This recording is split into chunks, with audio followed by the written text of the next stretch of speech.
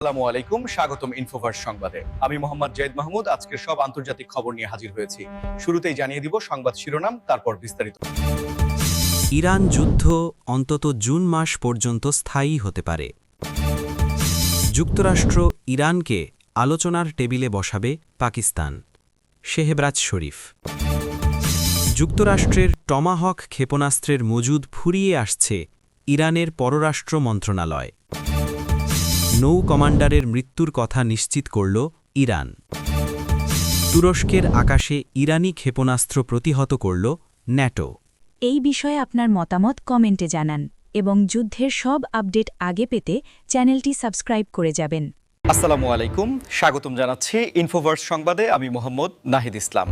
এতক্ষণ শুনছিলেন সংবাদ শিরোনাম, এবার বিস্তারিত কর।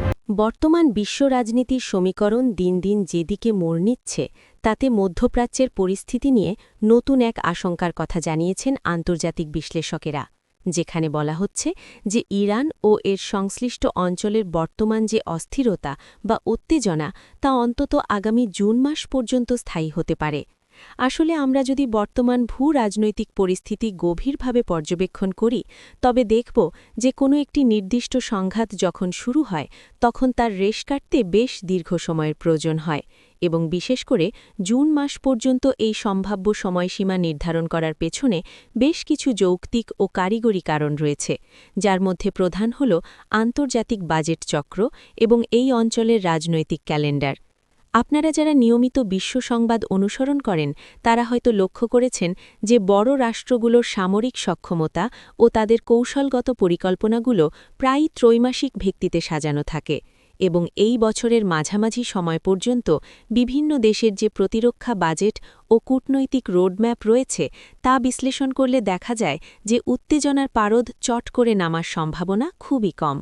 এই দীর্ঘস্থায়ী অস্থিরতার ফলে বিশ্ববাজারে জ্বালানি তেলের দাম থেকে শুরু করে আন্তর্জাতিক সরবরাহ চেইন পর্যন্ত সবকিছুতেই একটি নেতিবাচক প্রভাব পড়তে পারে, যা সাধারণ মানুষের দৈনন্দিন জীবনযাত্রাকে প্রভাবিত করবে। এবং অনেকেই মনে করছেন যে এই সময়ের মধ্যে আন্তর্জাতিক সম্প্রদায় যদি কোনো জোরালো মধ্যস্থতায় না আসে তবে পরিস্থিতি নিয়ন্ত্রণের বাইরে চলে যেতে পারে। তবে আশার কথা হল বিভিন্ন আন্তর্জাতিক সংস্থা ও শান্তিকামী রাষ্ট্রগুলো পর্দার আড়ালে কাজ করছে যাতে এই সময়সীমা কমিয়ে আনা যায় এবং এই দীর্ঘস্থায়ী অস্থিরতার অবসান ঘটে। ভিডিওটি আপনার কেমন লাগছে, বা আপনার কি মনে হয় যে সত্যিই কি এই পরিস্থিতি জুন মাস পর্যন্ত গড়াবে? আপনার মূল্যবান মতামত কমেন্টে জানাতে ভুলবেন না, এবং আমাদের এই চ্যানেলে নতুন হয়ে থাকলে সাবস্ক্রাইব করে পাশে থাকা বেল আইকনটি চেপে দিন, যাতে পরবর্তী আপডেট মিস না হয়।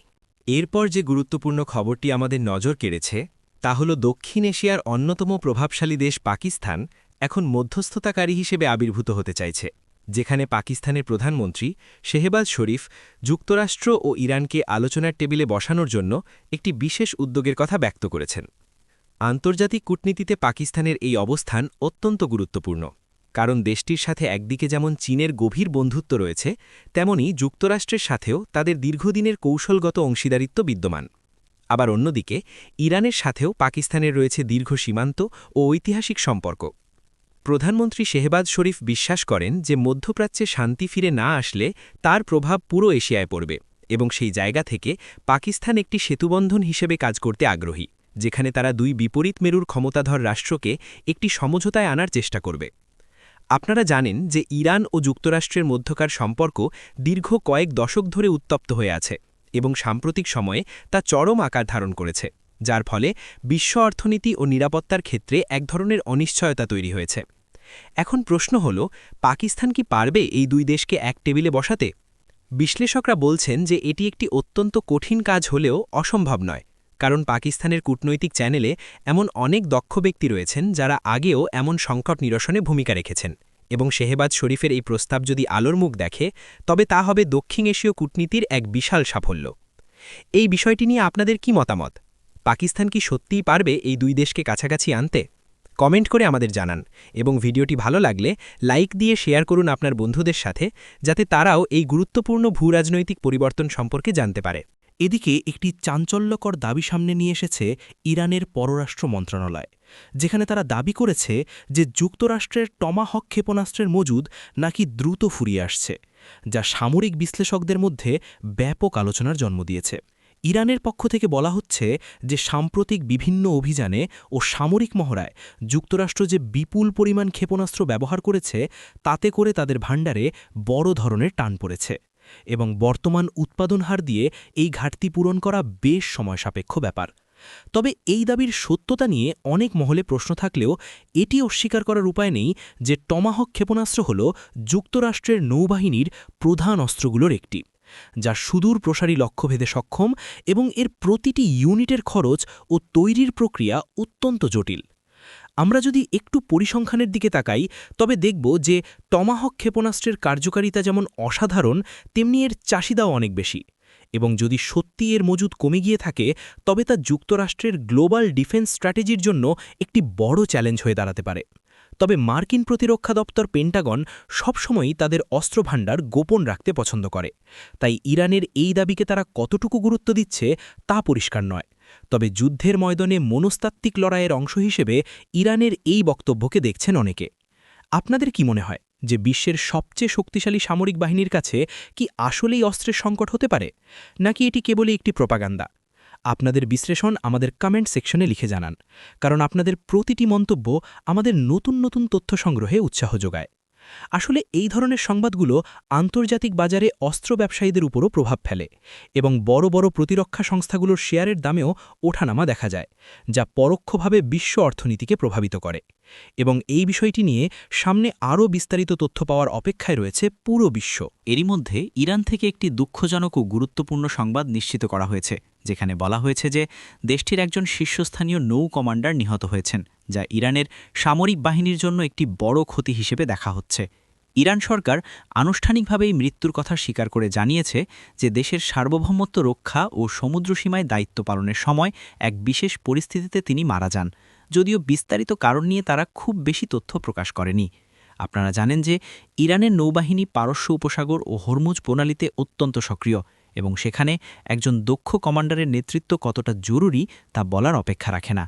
এই নৌ কমান্ডারের মৃত্যু ইরানের প্রতিরক্ষা ব্যবস্থায় কোনো ধরনের প্রভাব ফেলবে কিনা বা এর পেছনে কোনো বিশেষ শক্তির হাত আছে কিনা তা নিয়ে আন্তর্জাতিক মহলে নানা জল্পনা কল্পনা চলছে, কারণ সাম্প্রতিক সময়ে ওই অঞ্চলে সামরিক কর্মকর্তাদের উপর হামলার ঘটনা বেশ কয়েকবার ঘটেছে। ইরানের পক্ষ থেকে এই মৃত্যুর শোক প্রকাশ করার পাশাপাশি অঙ্গীকার করা হয়েছে যে তাদের নৌবাহিনীর কার্যক্রম আরও জোরদার করা হবে এবং দেশের সুরক্ষায় কোনো আপোষ করা হবে না। সামরিক বিশ্লেষকরা মনে করছেন যে এই ক্ষতি কাটিয়ে উঠতে ইরানের কিছুটা সময় লাগলেও তারা তাদের কমান্ড চেইন দ্রুত পুনর্গঠন করবে এবং এই ঘটনা ইরানকে আরও বেশি সতর্ক হতে সাহায্য করবে। দর্শক, আপনারা কি মনে করেন এই শীর্ষ কমান্ডারের মৃত্যু কি মধ্যপ্রাচ্যের নৌনিরাপত্তায় কোনো পরিবর্তন আনবে? আপনাদের কি মনে হয় এই ঘটনার পেছনে কার হাত থাকতে পারে? আপনাদের যুক্তিগুলো আমাদের কমেন্ট করে জানান এবং এই ধরনের ব্রেকিং নিউজ সবার আগে পেতে আমাদের চ্যানেলের সাথেই থাকুন। আসলে ইরানের নৌশক্তির যে উত্থান গত এক দশকে লক্ষ্য করা গেছে, তাতে এমন একজন অভিজ্ঞ কমান্ডারের চলে যাওয়া সত্যি এক বড় শূন্যতা তৈরি করে, যা পূরণ করা তাদের জন্য এক বিশাল চ্যালেঞ্জ হয়ে দাঁড়াবে। সবশেষে যে খবরটি পুরো বিশ্বে তোলপাড় সৃষ্টি করেছে তা হল তুরস্কের আকাশে প্রবেশ করা বেশ কিছু ইরানি ক্ষেপণাস্ত্র প্রতিহত করেছে ন্যাটো বাহিনী, যা এই অঞ্চলের উত্তেজনাকে এক নতুন মাত্রায় নিয়ে গেছে। জানা গেছে যে ক্ষেপণাস্ত্রগুলো যখন তুরস্কের আকাশসীমার কাছাকাছি পৌঁছায়, তখন ন্যাটোর অত্যাধুনিক প্রতিরক্ষা ব্যবস্থা সেগুলো শনাক্ত করে এবং অত্যন্ত নিখুঁতভাবে সেগুলো ধ্বংস করে দেওয়া হয়, যাতে জানমালের কোনো ক্ষতিক্ষয় হয়নি। তুরস্ক ন্যাটোর একটি গুরুত্বপূর্ণ সদস্য দেশ এবং তাদের ভূখণ্ড রক্ষা করার দায়িত্ব ন্যাটোর উপর বর্তায়, যার ফলে এই পদক্ষেপে ন্যাটোর সরাসরি সম্পৃক্ততা দেখা গেছে। কেন বা কোন পরিস্থিতিতে ইরান থেকে এই ক্ষেপণাস্ত্রগুলো তুরস্কের দিকে ধাবিত হয়েছিল তা নিয়ে এখনও তদন্ত চলছে এবং তুরস্ক সরকারের পক্ষ থেকে এই ঘটনার তীব্র নিন্দা জানানো হয়েছে। ইরানের পক্ষ থেকে দাবি করা হতে পারে যে এটি কোনো যান্ত্রিক ত্রুটি বা ভুলবশত হয়েছে, তবে ন্যাটোর এই সক্রিয়তা প্রমাণ করে যে ওই অঞ্চলে তারা কতটা সতর্ক অবস্থানে রয়েছে।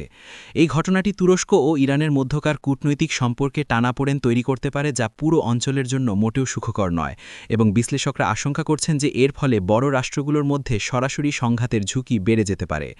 আপনারা এই ঘটনাটিকে কিভাবে দেখছেন? ন্যাটোর এই হস্তক্ষেপ কি সংঘাতকে আরও উস্কে দেবে, নাকি এটি কেবলই আত্মরক্ষামূলক পদক্ষেপ ছিল? আপনাদের সুচিন্তিত মতামত আমাদের সাথে শেয়ার করুন এবং ভিডিওটি লাইক করে আমাদের উৎসাহিত করুন যাতে আমরা আপনাদের জন্য আরও নিরপেক্ষ ও তথ্যবহল নিউজ নিয়ে আসতে পারি। আজকের মতো বিস্তারিত খবর এই পর্যন্তই। আমাদের এই বিশেষ ভিডিওটি আপনার ভালো লেগে থাকলে এবং আপনি যদি বিশ্বের ঘটে যাওয়া সব খবর সঠিক সময়ে জানতে চান তবে আমাদের চ্যানেলটি সাবস্ক্রাইব করুন এবং বেল আইকনটি অন করে রাখুন। আমাদের সাথে থাকার জন্য এবং পুরো ভিডিওটি দেখার জন্য আপনাকে অসংখ্য ধন্যবাদ। দেখা হবে পরবর্তী ভিডিওতে নতুন কোনো আপডেট নিয়ে। ততক্ষণ সবাই ভালো থাকুন, সুস্থ থাকুন এবং সতর্ক থাকুন। আল্লাহ হাফেজ।